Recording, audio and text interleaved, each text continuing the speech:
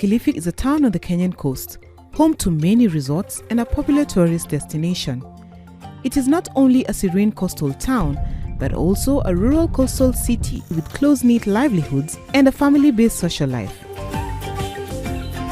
Beyond the well-known tropical haven, it is home to some of the poorest people in Kenya. The county is characterized by high poverty, estimated at 71.7%, and widespread food insecurity, affecting approximately 67% of the households, according to government statistics.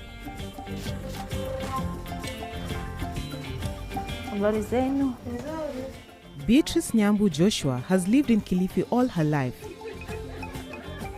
She has been running her salon business since 2007 here in Ganze. When I started, it was hard. I started with a capital of 9,600 shillings. I asked my husband for the money, but he doubted me. He asked, with all that money, will you really manage to do the business? I continued running the business until I got to the point where I needed more money to invest in the business. I took a loan of about 10,000 shillings and then I struggled to pay it back. It would take me a whole year to clear the loan. Beatrice received an unconditional cash grant which she used to improve her business. Across the road, Patricia Karisa runs a retail and tailoring business. She has been doing it for 9 years now. She also received the same amount as Beatrice. I received 55,000 shillings.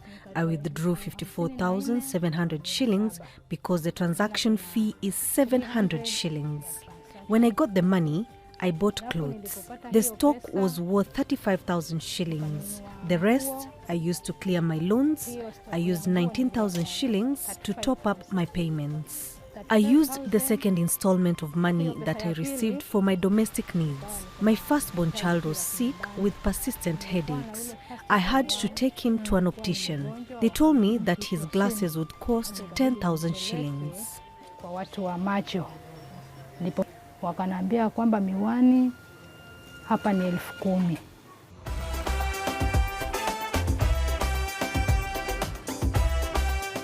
In rural Bomet, a county located about 200 northwest of Kenya's capital, Nairobi, some of the poorest people in Kenya reside. Until 2019, Joan Sigei, a mother of 5, was one of them. Joan and her husband split domestic chores between them as they struggled to fend for their children. But now, their situation looks more optimistic. We found vegetables, tomatoes, and life was hard.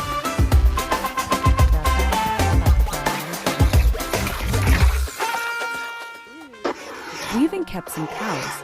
We milked the cows and took the milk to the roadside. There was someone who came to buy.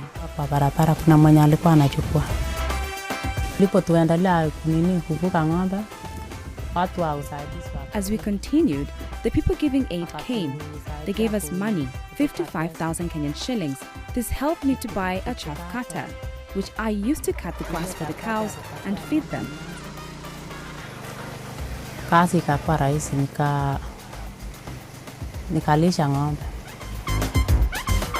Direct cash payments as a form of aid are gaining popularity. In 2016, the United Nations cited the need for increased use of cash-based assistance in global poverty programs. However, there are skeptics who claim that this method does little to address structural issues that cause poverty in the first place. We spoke to an executive of a non-governmental organization that champions direct cash grants for poverty alleviation in 11 countries, including Kenya. It is very astonishing that when money comes from the West to people who are living in poverty in Africa, then we start creating connotations around the money. The truth is, when people say that, it is the same mentality that we are trying to reverse, the paternalistic mentality, where people try to prescribe solutions for people. And you may know that aid has been here for centuries. We've had it for many years. And if we were to question what aid has done in the reversal of poverty, we would have more questions than answers. Every year, Africa receives foreign aid worth billions of dollars, and this could have since increased in the aftermath of the COVID-19 pandemic. However, Aid has been loved and loathed in equal measure as the continent still grapples with poverty. I asked an economist, Sandra Kirenga, about the economic value of aid and how material support or direct cash can impact lives best. Now, direct cash transfer is new.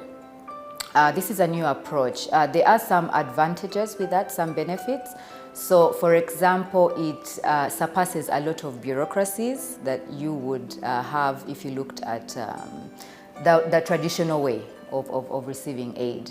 And then without the bureaucracy, I think the programs for direct cash transfers would put more money into the recipient's hand, because now you don't have to look at operational costs, overhead costs that would initially be required. But it also enforces the dignity of the recipient, because the money is coming direct to the household head, which gives them control. There's been a lot of concern that direct cash payments could be misused, but some research has been done that shows that that's actually not the case. Most of these direct cash payments have not been squandered. The households uses them, to improve their standards of living. So they'll either buy assets, maybe a boda, they'll either upgrade from using candles in the house to solar system. They'll be able to use them in health and education.